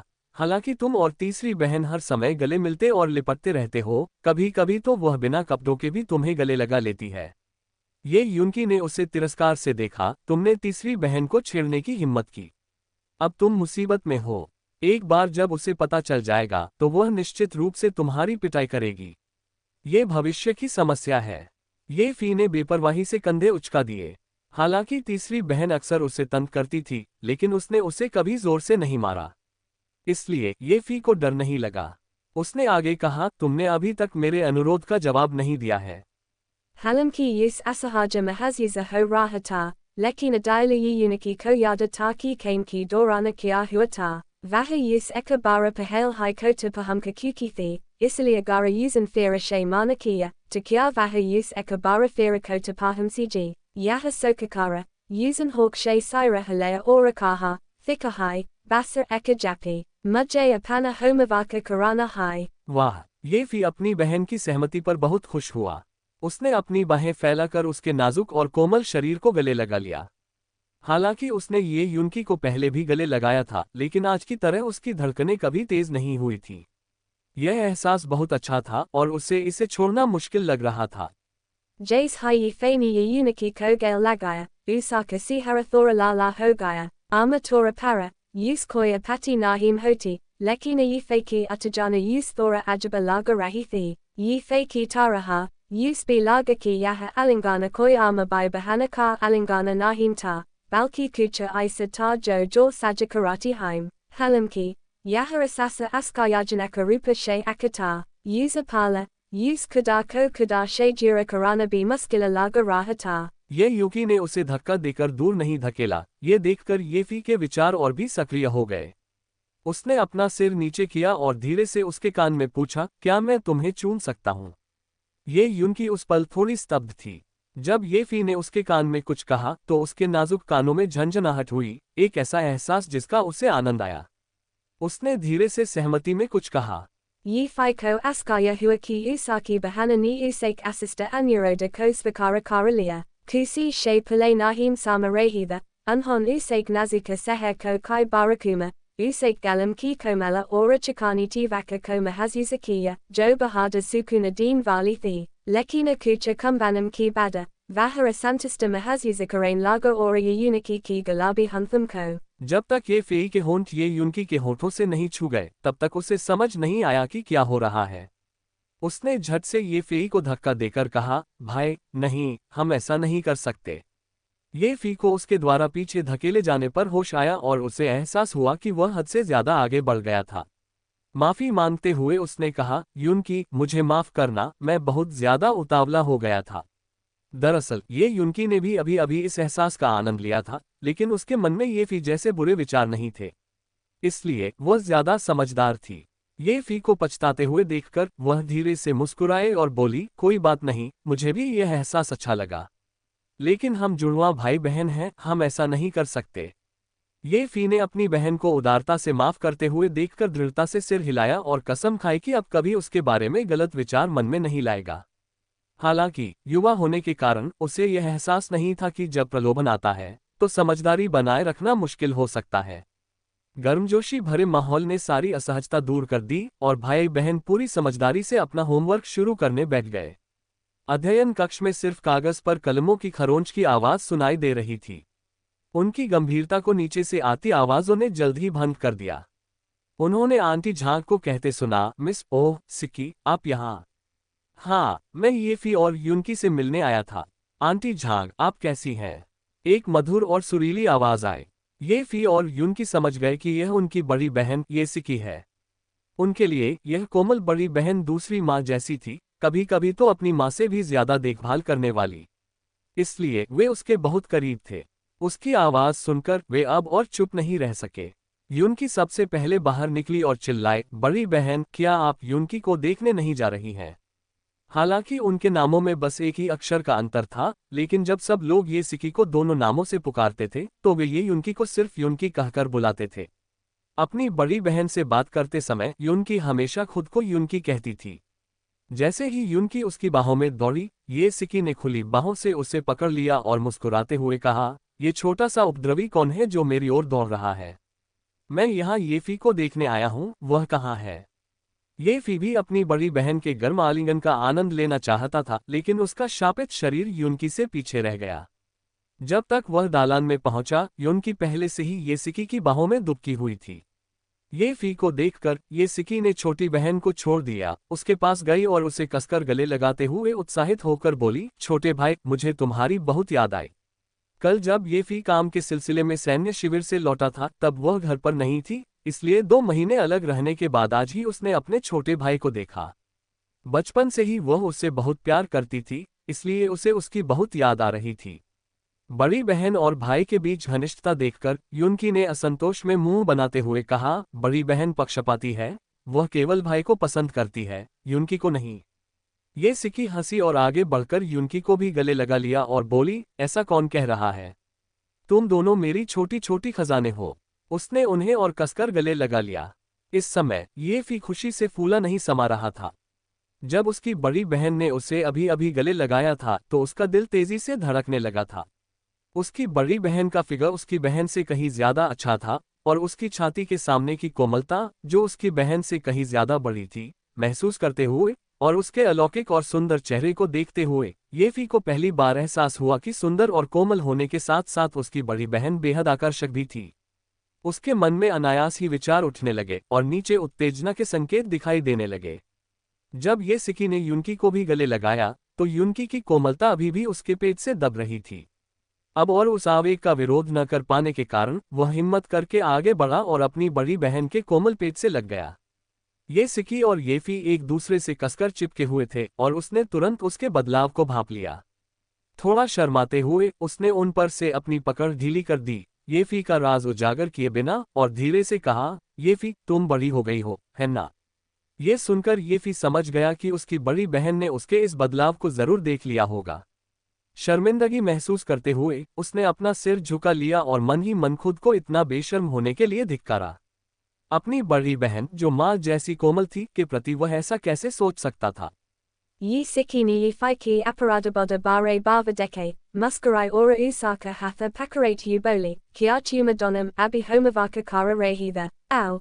Siki deka liki tuman kucha pragati ki hayanahim, yata kahakara vahayi fi ora uniki ko ajayana kaksa mem lagai. Desk पर बैठते हुए ये सिकी ने ये फी की वर्कबुक उठाए और जैसे जैसे उसने उसे देखा वह अधिक से अधिक संतुष्ट होती गई। मुस्कुराते हुए उसने कहा, ये फी, ऐसा लगता है कि सैन्य शिविर में 2 महीने बिताने के बावजूद आपकी पढ़ाई में कोई कमी नहीं आई। शाबाश। ये फी अभी भी अपने अपराधबोध में डूबा हुआ था। उसने ये सिकी को कोई जवाब नहीं दिया। उसे इस हालत में देखकर ये सिकी ने ये युनकी की ओर मुड़कर कहा, युनकी बहन, सिकी को थोड़ी प्यास लगी है, क्या तुम मेरे लिए एक गिलास पानी डाल सकती हो? ठीक है, ये युनकी ने आज्ञाकारी ढंग से उत्तर दिया और बाहर चली गई। जब ये युनकी बहुत दूर चली गई थी तभी ये सिकी ने येफी की ओर मुड़कर पूछा, छोटे भाई, क्या तुम सिकी को बता सकते हो कि तुम अभी क्या सोच रहे थे? ये सोचकर कि उसकी बड़ी बहन उसे युनकी को दूर धकेलने के लिए डांटने की कोशिश कर रही है, येफी ने जल्दी से कहा, बहन सिकी, मुझे माफ करना, मुझे पता है कि मैं गलत था। ये सिकी ने धीरे से मुस्कुराते हुए येफी के सिर पर हाथ फेरा। हालांकि येफी अब उससे काफी लंबा हो गया था, ये सिकी की नज़र में वह अब भी वही छोटा भाई था जो कभी बड़ा नहीं हुआ। तुमने कुछ गलत नहीं किया। बहन सिकी तुमसे नाराज नहीं है। तुम्हारी उम्र के लड़कों का लड़कियों के शरीर के बारे में उत्सुक होना और यहाँ तक कि आवेग होना सामान्य बात है, ये सिकी ने कहा। बहन सिकी, क्या तुम सच कह रही हो? येफी ये देखकर कि उसकी बड़ी बहन उसे दोष नहीं दे रही है थोड़ा उत्साहित हो गया। जाहिर है, क्या सिकी तुमसे झूठ बोलेगी? ये सिकी ने येफी के सिर पर फिर से हाथ फेरा। लेकिन तुम दूसरे बच्चों से अलग हो। तुम्हारा शरीर बहुत कमजोर है। सिकी से वादा करो, जब तक तुम बड़ी नहीं हो जाओगी इन बातों के बारे में मत सोचना, ठीक है? हाँ। येफी ने जोर से सिर हिलाया, लेकिन उसकी नजर अनायास ही अपनी बड़ी बहन की छाती पर चली गई जो उसके कपड़ों को ऊपर उठा रही थी। उसने मन ही मन सोचा, लगता है बहन सिकी का स्तन सुश्री यू जितना ही बड़ा है। सोच रहा हूं बिना कपड़ों के कौन ज्यादा अच्छा लगेगा। अपने छोटे भाई को इतनी अच्छी तरह से सहमत होते हुए लेकिन उसकी आंखों में ईमानदारी न देखते हुए ये सिकी थोड़ी असहाय महसूस कर रही थी। वह जानती थी कि वह उसे इस मामले में धीरे धीरे ही सही राह दिखा सकती है, उसे जबरदस्ती रोक नहीं सकती क्योंकि उसकी उम्र के बच्चे विद्रोही विचारों के शिकार होते हैं। ये सिकी और कुछ कहना चाहती थी, लेकिन तभी ये युनकी पानी लेकर अंदर आ गई। उसने बातचीत रोकी और कुछ देर उनसे बातें करने के बाद चली गई। जाते हुए वह इन दोनों नन्हे मुन्नों की चिंता किए बिना नहीं रह सकी। वे दोनों उस उम्र में थे जहां भावनाएं पनप रही थीं, हमेशा साथ साथ, और उसे डर था कि कहीं वे आवेग में आकर कोई गलत काम न कर बैठे। हालांकि आगे सोचने पर उसे एहसास हुआ कि शायद वो कुछ ज्यादा ही सोच रही है। उसकी छोटी बहन का सेब जैसा शरीर उसके छोटे भाई को पसंद आएगा या नहीं, ये तो छोड़ ही दीजिए, उसके बेहद कमजोर शरीर के बावजूद वे चाहकर भी कुछ नहीं कर पाएंगे। ये सिकी के जाने के बाद येफी और ये युनकी अपना होमवर्क करने के लिए वापस बैठ गए। हालांकि ये युनकी शांत नहीं बैठ सकी। एक बहुत ही समझदार लड़की होने के नाते उसे स्वाभाविक रूप से एहसास हो गया कि सिकी ने उसे पहले जानबूझकर दूर भेज दिया था। हालांकि वह आमतौर पर सिकी की बात सुनती थी, लेकिन इस बार जो कहा गया था उसे जानने के लिए वह बेहद उत्सुक थी। आखिरकार भाई बहन होने के नाते उनके बीच लगभग कोई राज नहीं था। Bye. Siki ni abi tumhem kia bataya, kucha derakupa rahani ki bada, yi uniki akirakara puchain she kudako nahim roka pai, yi fi svavavika rupa she usapani samanaka stiti ki bear mem nahim batega, usake saman eka bear by ki tora para usaka pahale she haikoi kasa dabadaba nahim ta, agara us usaki ajabogariba stiti ki bear mem patakalata, to sayada vahayus by Jazamanjana hi bandakara deti, Isili, Yusan hamsate hukaha, kucha nahim, Siki ni basa merisi hatako lakara sinta jataithi. तुम झूठ बोल रही हो, ये युनकी ने नाराजगी से मुंह बनाया। मुझे यकीन नहीं हो रहा। अगर सिकी को सचमुच तुम्हारी सेहत की चिंता होती तो वह मुझे भगाती ही नहीं। तुम मुझे बताओगी या नहीं? अगर नहीं बताओगी तो दया, मैं तुम्हें बता दूंगी। ये फी ने समर्पण भाव से हाथ उठाए। दरअसल बात सीधी है। सिकी थोड़ी शर्मीली है और तुम्हारे सामने यह बात नहीं कहना चाहती थी। ये तुमसे भी जुड़ा हुआ है। सिकी शर्मीली है और इसका मुझसे कोई रिश्ता है। ये युनकी और भी उत्सुक हो गई। उसने पूछा, आखिर बात क्या है?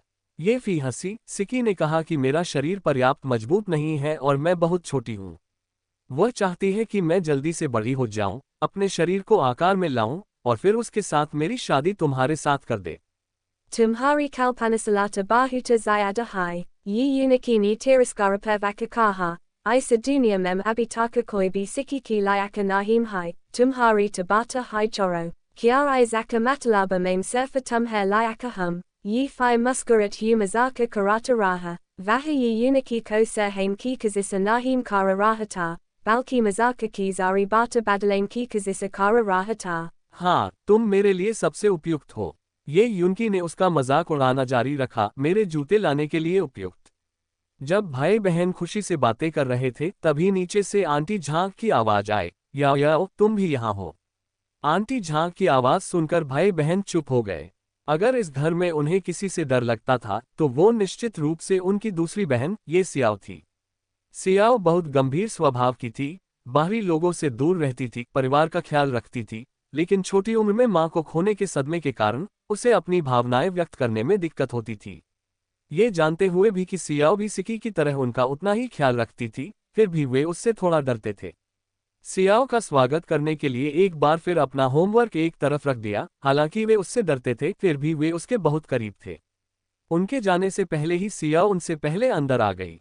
सियाओ सिकी से 2 साल छोटी होने के बावजूद उतनी ही खूबसूरत थी। उसके ठंडे चेहरे से रानी जैसी झलक मिलती थी, जिससे दूसरों को उससे दूरी का एहसास होता था, मानो कोई सपना हो। सियाओ के संकेत पर ये फी और ये युन की आज्ञाकारी ढंग से बैठ गए, अच्छे स्कूली बच्चों की तरह व्यवहार करते हुए हिलने की हिम्मत नहीं कर रहे थे। अपने छोटे भाई बहनों का व्यवहार देखकर सियाओ थोड़ी असहाय महसूस कर रही थी। वह नहीं चाहती थी कि वे उससे डरें, लेकिन ऐसा होना लाजमी लग रहा था। वह अपनी भावनाओं को व्यक्त करने में कभी माहिर नहीं रही थी, हमेशा गंभीर भाव रखती थी। सिकी के सौम्य और स्नेही व्यवहार के विपरीत उसके लिए मुस्कुराना मुश्किल था। मुस्कुराते हुए सियाओ ने ये फेई से पूछा, ये फेई, सैन्य शिविर में तुम कैसे हो? सियाओ की आंखों में देखते हुए ये फी को सिकी जैसी ही गर्मजोशी और चिंता दिखाई दी। उस पल उसे एहसास हुआ कि सियाओ भी सिकी की तरह ही उसकी परवाह करती है।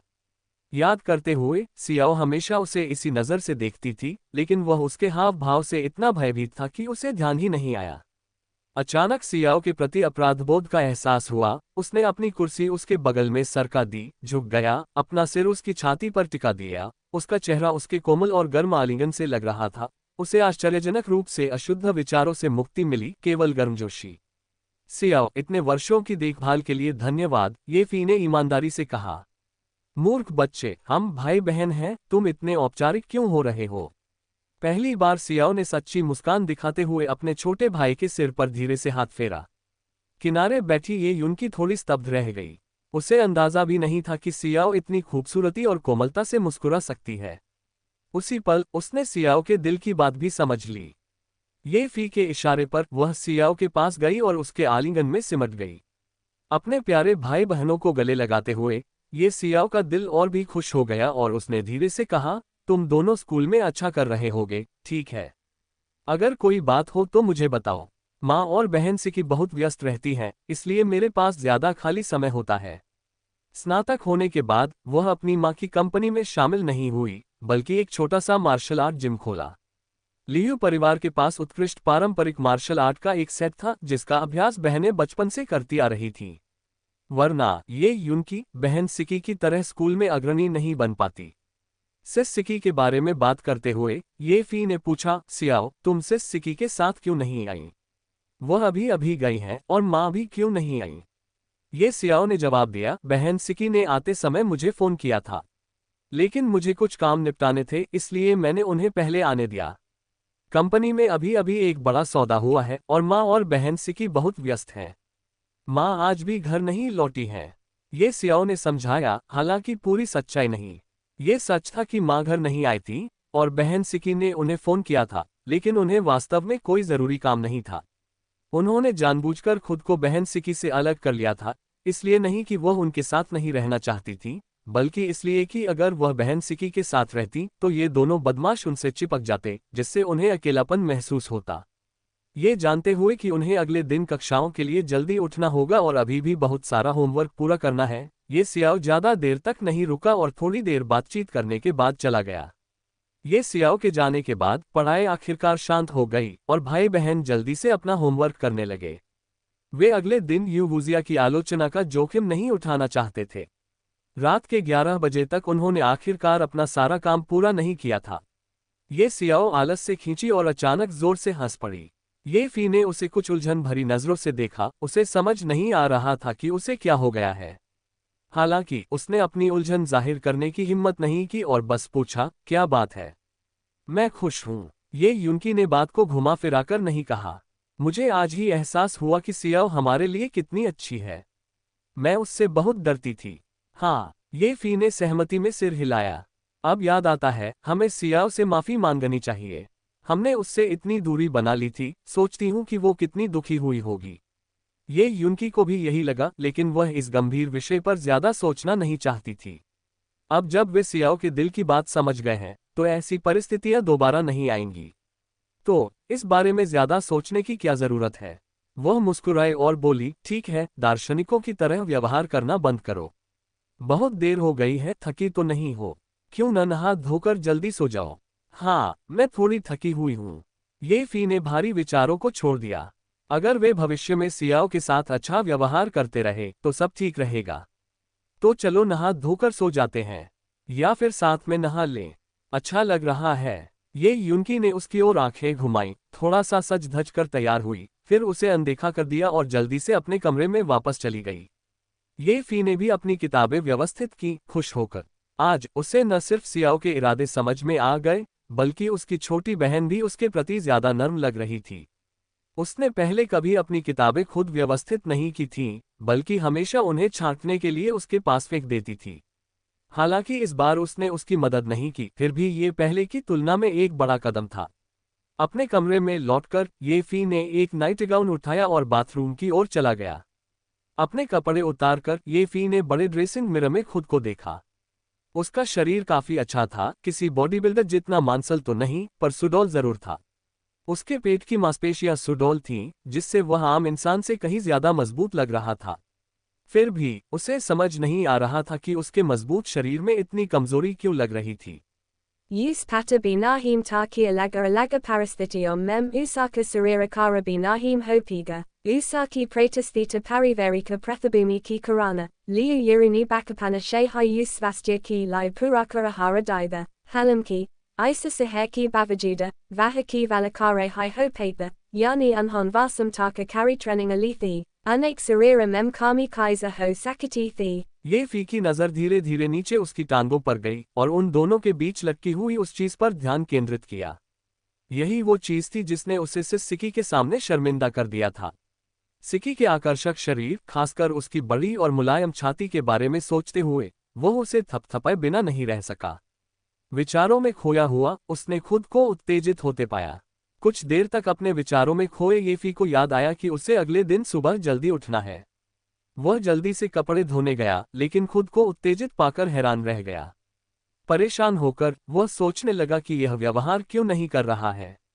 दिन में पढ़े गए उपन्यास की विषय वस्तु को याद करते हुए ये फी को उस अनुभूति के साथ प्रयोग करने की इच्छा हुई जिसके बारे में उसने पढ़ा था।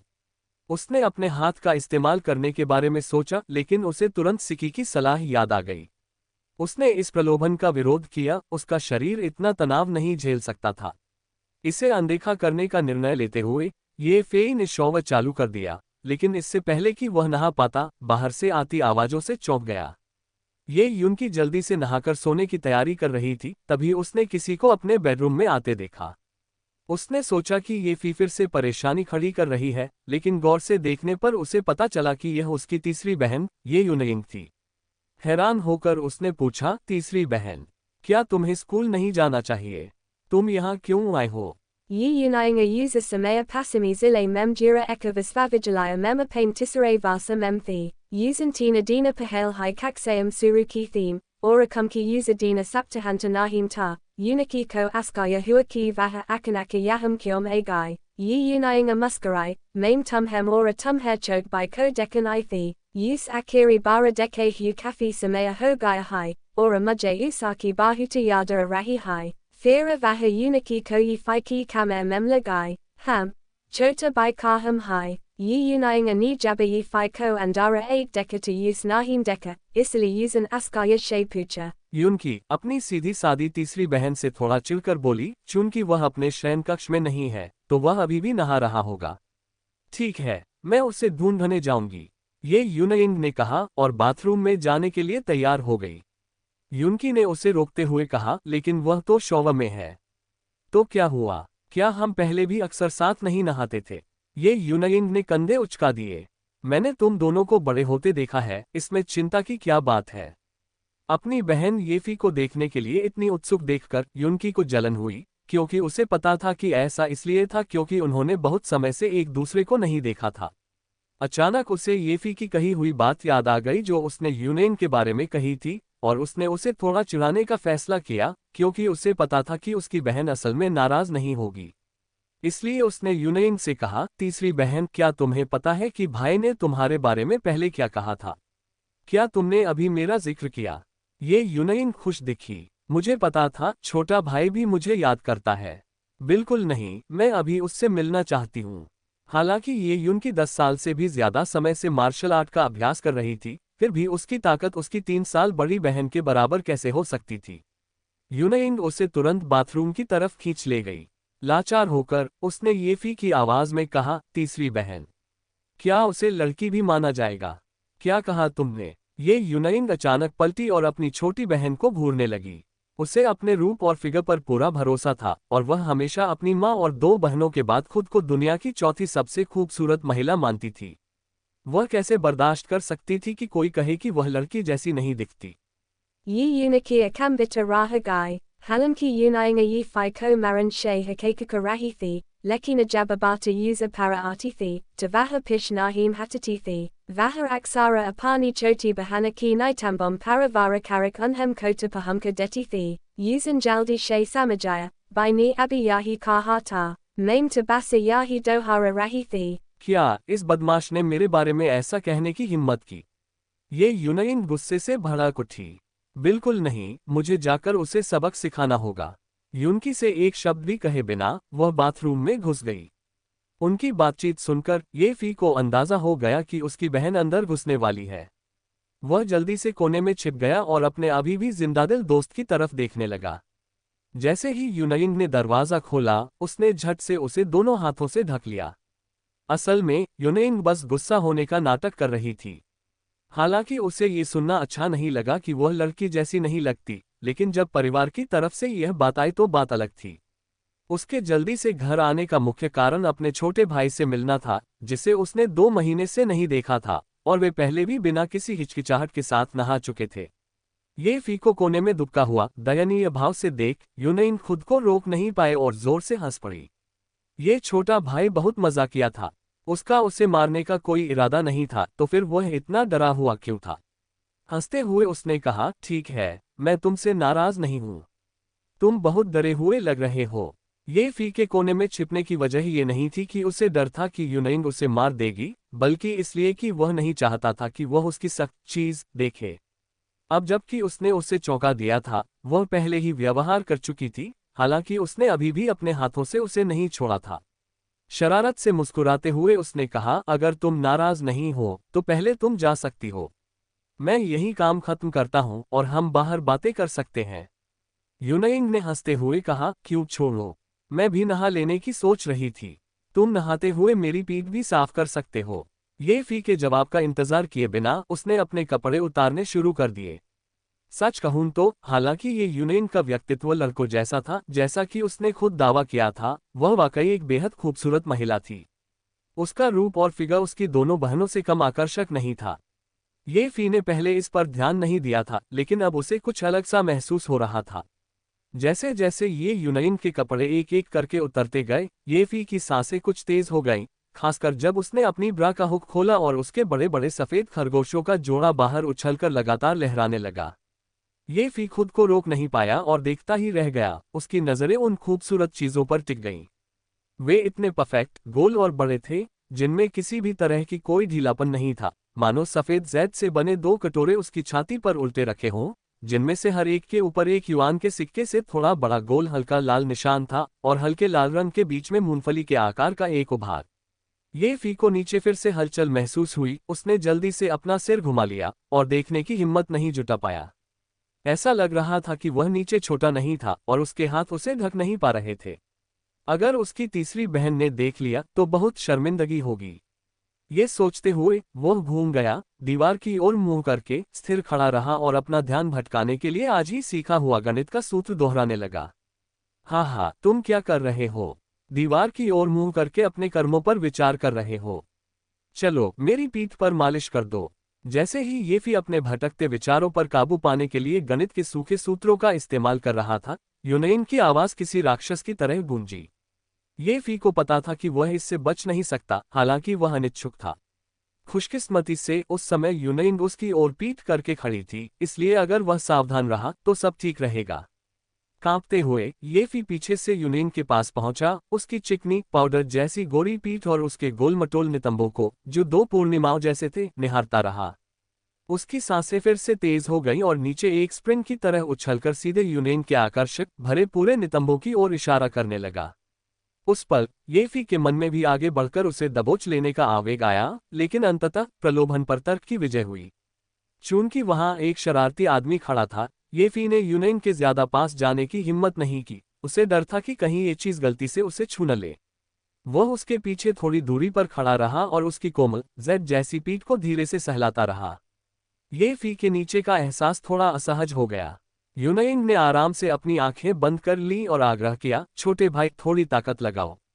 क्या तुम 2 महीने से सैन्य शिविर में बर्बाद हो रहे हो? उसकी और ताकत मांगते हुए येफी का मन फिर से भटकने लगा। पूरी दृढ़ता के साथ उसने अपने असहज रूप से सूजे हुए शरीर को 2 पूर्णिमाओं के बीच धकेलने की इच्छा को रोका, लेकिन उसकी असंतुष्टि और उसके और जोर लगाने के आग्रह के डर से उसके हाथों ने और दबाव डाला। इस बार येफी का दबाव बिल्कुल सही लग रहा था, क्योंकि यूनेन ने उसे इसे और बढ़ाने के लिए नहीं कहा था। हालांकि अनजाने में ही उसने आनंद की एक हल्की सी कराह निकाली, जिससे येफी लगभग पागलपन की कगार पर पहुंच गया और मन ही मन उस स्थिति को कोसने लगा। आखिरकार यूनेन की पीठ साफ करने के बाद येफी ने राहत की सांस ली। अब तक वह पसीने से लथपथ हो चुका था, थकान से नहीं, बल्कि अपनी इच्छाओं को दबाने की वजह से। फिर भी यूनेन उसे और चुनौती देने पर आमादा लग रही थी। बोली, तुम बहुत आज्ञाकारी हो, लेकिन केवल मेरी पीठ की मालिश क्यों करते हो? सामने की ओर भी कुछ ध्यान देने की आवश्यकता है। अगर मैं नहीं पहुंच सकता तो आप स्वयं क्यों नहीं पहुंच सकते? ये फी ने कुछ असंतुष्ट होकर उत्तर दिया। क्या तुम्हें इससे कोई दिक्कत है? यूनेन ने झुंझलाते हुए कहा, याद रखो तुम किसकी सेवा कर रही हो। तुम्हारे सामने दुनिया की चौथी सबसे खूबसूरत महिला खड़ी है। दुनिया में तुम अकेली हो जिसे यह विशेषाधिकार मिला है। क्या तुम संतुष्ट नहीं हो? उसे पलटकर बहस करने की इच्छा देखकर ये फी ने जल्दी से कहा, ठीक है, यहीं रुको, मैं तुम्हारे आगे का हिस्सा धोने में मदद करता हूं। उसने यूनेन को पलटने की हिम्मत नहीं की। अपनी इस चरम हताशा में अगर यूनेन पलटती तो उसे सब कुछ दिखाई देता। यूनेन ने संतुष्टि से मुस्कुराते हुए कहा, अच्छा, बस अच्छी तरह से धोना सुनिश्चित करें। ये फी थोड़ा आगे बढ़ा, जब तक कि वह अपने दोस्त से उसे छूने ही वाला था। फिर भी वह उसके सामने तक नहीं पहुंच पाया, इसलिए उसे पीछे हटना पड़ा, अपने शरीर के ऊपरी हिस्से को मोड़ना पड़ा और आखिरकार उसके पेट को धोने के लिए अपने हाथ आगे बढ़ाने पड़े। ये यूनेन ने आंखें बंद कर ली और उस पल का आनंद लिया, लेकिन येफी के हाथ सिर्फ अपने पेट पर महसूस करते हुए उसने कुछ असंतोष व्यक्त करते हुए कहा, तुम्हें क्या हो गया है? चलो यहां भी नहा लो। बोलते बोलते उसने उसके हाथ पकड़ लिए और उन्हें अपने दोनों बड़े स्तनों पर दबाते हुए कहा, ऐसा नहीं है कि तुमने इन्हें पहले नहीं छुआ। मुझे याद है कि तुमने पिछले साल इन्हें अपने मुंह से चूमा भी था। अब क्या बदल गया है? जैसे ही ये फेई के हाथों ने यूनेन के विशाल अर्धगोलों को पकड़ा, उसे उनकी कोमलता का एहसास हुआ और स्पर्श असाधारण रूप से अच्छा था। जब उसने उन्हें ठीक से पकड़ा, तभी उसे एहसास हुआ कि वे कितने बड़े थे। उसके छोटे से छोटे हाथ भी मुश्किल से उनका आधा हिस्सा ही पकड़ पा रहे थे। इस अद्भुत अनुभूति के कारण ये फेई उन्हें धीरे से मसलने और ऊपर के उभार को अपने अंगूठे से छेड़ने से खुद को रोक नहीं पाया। शायद ये फी की शर्म से प्रभावित होकर यूनयन को लगा कि आज उसका स्पर्श पहले से अलग था, खासकर जब उसकी उंगलियां सबसे ऊपर के संवेदनशील हिस्से से गुजरी, जिससे उसके पूरे शरीर में झुनझुनी सी सनसनी फैल गई, जिससे वह थोड़ा नरम पड़ गई और आगे की ओर झुक गई। यूनयन की हल्की सी हरकत से ये फी का संतुलन बिगड़ गया। पहले से ही थोड़ा लड़खड़ाता हुआ खड़ा ये फी आगे की ओर बढ़ा और सीधा उसकी नाजुक जैद जैसी पीठ पर आ गिरा। इसी बीच नीचे का वह शरारती अंग भी उसके दोनों पूर्ण चंद्रों को पार करता हुआ उसकी टांगों के बीच की जगह में घुस गया। यूनयन क्षण भर के लिए नरम पड़ गई, लेकिन जल्द ही अपने आपे में आ गई, क्योंकि वर्षों की मेहनत रंग ला रही थी। हालांकि खुद को स्थिर करने पर उसे एहसास हुआ कि छोटा भाई पहले से ही उसके ऊपर था और कोई अनजान चीज उसकी टांगों के बीच घुस गई थी। ऐसे मामलों में अनुभवहीन होने के कारण यूनयन ने, हालांकि उसने चुपके से कुछ फिल्में देखी थी, इन चीजों के बारे में उसे ज्यादा जानकारी नहीं थी। उसे अपने शरीर पर दबाव महसूस हुआ तो बिना ज्यादा सोचे समझे उसने पीछे हाथ बढ़ाकर अपनी टांगों के बीच से उस चीज को बाहर निकाला। वह उसके हाथ में सख्त जरूर लगी, लेकिन असहज नहीं बल्कि गर्म थी। खुद को रोक न पाने के कारण उसने उसे कसकर पकड़ लिया और कुछ बार आगे पीछे किया। ये फी ने, जिसने खुद कभी ऐसी चीज से नहीं खेला था, किसी लड़की के साथ तो बिल्कुल नहीं, ये यूनयन के चिकने हाथ ने उसे पकड़कर हिलाया तो उसे अपार आनंद का अनुभव हुआ। उसे उसमें से एक जबरदस्त आनंद का एहसास हुआ जिससे उसका शरीर कमजोर पड़ गया, लगभग बैठ गया। थोड़ी देर तक इसके साथ खेलने के बाद ये यूनयन को अचानक एहसास हुआ कि उसने वास्तव में क्या पकड़ा हुआ है, और हौंफते हुए उसने जल्दी से इसे छोड़ दिया और घूम गई। उसकी नज़र तुरंत छोटे भाई पर पड़ी। ये बहुत बड़ा है, यूनयन की पहली राय यही थी। उसने कभी नहीं सोचा था कि उसका कमजोर सा दिखने वाला छोटा भाई इतना बड़ा होगा जितना उसने फिल्मों में देखा था। अपनी गलती का एहसास होने पर वह बुरी तरह शर्मा गई। जल्दी से एक तौलिया उठाया, उसे अपने चारों ओर लपेटा, ये फी से एक शब्द भी नहीं कहा और जल्दी से बाहर भाग गई। दोस्तों, आज के लिए बस इतना ही। आगे की कहानी सुनने के लिए अगला भाग देखें और मेरे चैनल को सब्सक्राइब, लाइक, शेयर करें। धन्यवाद।